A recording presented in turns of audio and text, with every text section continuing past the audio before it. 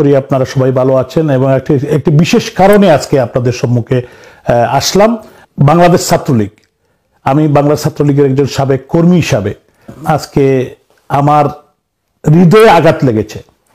যদিও আমি এটা বিশ্বাস করি যারা ছাত্রলীগকে, বাংলাদেশ ছাত্রলীগকে নিষিদ্ধ ঘোষণা করার মতো সাহস দেখিয়েছে তারা একটি জঙ্গি গোষ্ঠী। তারা বাংলাদেশে জোর করে ডক্টর ইউনূসের নেতৃত্বে 5ই আগস্ট বাংলাদেশের নির্বাচিত প্রধানমন্ত্রী রাষ্ট্রনায়ক শেখ হাসিনাকে জোর করে দেশের বাইরে পাঠিয়ে তারা ক্ষমতা দখল করেছে এবং একটি হিজবুত তাহরীর সহ একটি জঙ্গি গোষ্ঠীকে নিয়ে এখন তারা বাংলাদেশের মসনদে বসে একটি অনির্বাচিত সরকার তারা এবং তারা বিভিন্ন সংস্কারের কথা বলছে, তারা বিভিন্ন জায়গায় সংস্কারের কথা বলছে এবং এগুলা করার কোনো এখতিয়ার তাদের নেই।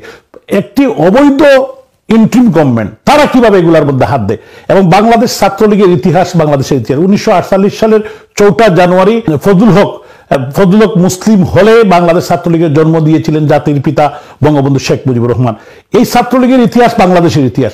48 সালে ছাত্রলীগের জন্মের পর থেকেই ছাত্রলীগ 52-এর ভাষা আন্দোলন, 66-র 6 দফা আন্দোলন, 69-এর গণ অভ্যুত্থান, 70-এর নির্বাচন, 71-এর মুক্তিযুদ্ধে হাজার হাজার কর্মীরা বিভিন্ন আন্দোলনে আত্মাহুতি দিয়েছে। 90-এর গণ অভ্যুত্থান, 90-এর স্বৈরাচার বিরোধী আন্দোলন, পরবর্তী যত স্বৈরাচার বিরোধী আন্দোলন এবং এদেশের মানুষের বাত এবং ভোটের অধিকার আদায়ের সংগ্রামে ছাত্রলীগ ভূমিকা রেখেছিল। ছাত্রলীগের আমি এটা বলতে চাই না, ছাত্রলীগের অনেক নেতা কর্মীরা আজকে বিভিন্ন দলে ছিটিয়ে ছিটিয়ে আছেন, বিভিন্ন দলে গিয়েছেন, বড় নেতা হয়েছেন, তারাও কিন্তু আছেন। আজকে যারা বয়োজ্যেষ্ঠ থেকে আজকে 14-15 বছরের ছাত্রলীগের যারা কর্মী, অন্যান্য দলে যারা আছেন, আমি সবাইকে আহ্বান জানাবো, আজকে আমাদের হৃদয়ে আগুন লাগিয়ে দিয়েছে, কোটি কোটি কর্মীর হৃদয়ে আগুন লাগিয়ে দিয়েছে যারা একটি অবৈধ ইন্টারিম গভর্নমেন্ট কিভাবে বাংলাদেশ ছাত্রলীগের মতো একটি ঐতিহাসিক রাজনৈতিক ছাত্র সংগঠনকে নিষিদ্ধ করার মতো দুঃসাহস দেখাতে পারে। আমি ছাত্রলীগের লক্ষ লক্ষ কোটি কোটি কর্মীদেরকে আহ্বান জানাবো যে দেশে বিদেশে যারা আছেন, আমাদের সিনিয়র যারা আছেন, সিনিয়র সিটিজেন এবং বিভিন্ন রাজনৈতিক দলে আছেন, বিভিন্ন সুশীল সমাজে তারা অবস্থান করছেন, বিভিন্ন লেভেলে তার সাংবাদিক, বুদ্ধিজীবী, তারপরে বিজনেসম্যান, সবাইকে এগিয়ে আওয়ার জন্য এই কঠিন মুহূর্তে ছাত্রলীগের পাশে থেকে ছাত্রলীগের এই বিরুদ্ধে যে তারা যে ঘোষণাটি দিয়েছে, যে সাহস দেখিয়েছে, এটার বিরুদ্ধে সোচ্চার হওয়ার জন্য এবং যারা ছোট্ট কর্মী আছে তাদেরকে বলবো যে এই যুদ্ধে আমাদের জিততে হবে। তারা আমাদের হৃদয়ে আগুন লাগিয়ে দিয়েছে।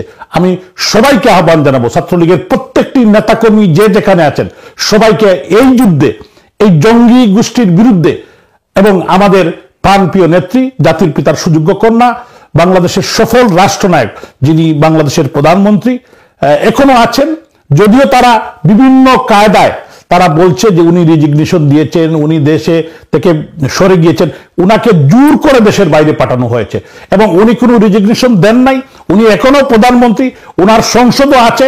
তারা যে কাজটি করেছে এটার জন্য ডক্টর ইউনূসের পদত্যাগ এবং আমরা চাই যে ইউনূসকে পদত্যাগ করতে হবে এবং ইউনূস তার এই যে রেজিমকে একদিন এই পার্লামেন্ট, এই বর্তমান পার্লামেন্ট এই বিচারের কাঠগড়ায় দাঁড় করবে। আমি একজন নির্বাচিত প্রতিনিধি, আমি সিলেটের মেয়র হিসাবে 21শে জুন আমি নির্বাচিত হয়েছি।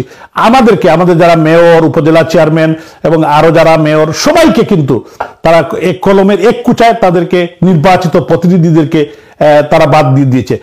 আজকে এই যে কাজগুলো তারা করছে, পুলিশকে তারা, গর্ভবতী পুলিশ মহিলা যখন বলছিল ভাই আমার পেটে বাচ্চা, তারপরে 16 জন পুলিশকে তারা পুড়িয়ে মারেছে, পুলিশকে মেরে তারা গাছে লটকিয়েছে, আমাদের হাজার হাজার নেতাকর্মীর বাড়ি জ্বালিয়ে দিয়েছে, আমাদের হাজার হাজার নেতাকর্মীকে হত্যা করেছে এবং বেআইনিভাবে তারা ইন্ডিমিটি দেওয়ার চেষ্টা করছে। যারা 5ই আগস্ট থেকে 8ই আগস্ট পর্যন্ত যত ঘটনা ঘটেছে, ধানমন্ডির 32 নম্বর যেখানে মুক্তিযুদ্ধের সূতিকাগার, যেখান থেকে মুক্তিযুদ্ধ হয়েছে, বঙ্গবন্ধু 24 বছর আন্দোলন সংগ্রাম এই ধানমন্ডির 32 নম্বরতে করেছেন, 7.5 কোটি মানুষকে ঐক্যবদ্ধ করেছিলেন, সেই ধানমন্ডির 32 নম্বরকে তারা জ্বালিয়ে ফুরিয়ে সারকার করে দিয়েছে।